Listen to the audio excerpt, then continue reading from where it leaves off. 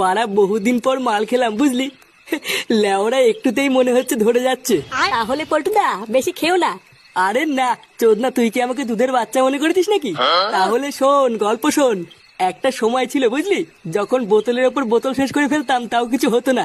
সেকালে না পাড়ায় আমার একটা নাম ডাক ছিল বুঝলি তো। লেওরা সব বড় বড় মস্তানরা না আমার কথায় উঠতো আর বসতো। তুই আর কি জানিস ভোদার বা, তুই তো তখন হসিনি। মালমূল খেয়ে কত লোকের ছাটা ভেঙে বালি চাপা দিয়ে দিয়েছি, তার কোনো খোঁজ নেই। কি বলছো কি পল্টুদা, তুমি এত বড় গুন্ডা ছিলা?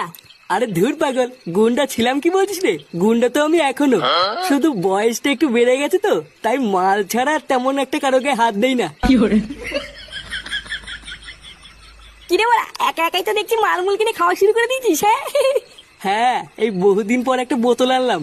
তা আবার আমাকে আগে বলবি তো, আমিও নয় 10 কোটি টাকা দিতাম। হ্যাঁ আমি আর পল্টুদা তো সেই সকালবেলায় প্ল্যান করেছিলাম রাতে একটা বোতল আনবো। তুই তো আর সকালবেলায় ক্লাবে আসলি না, তাই আর বলা হয়নি।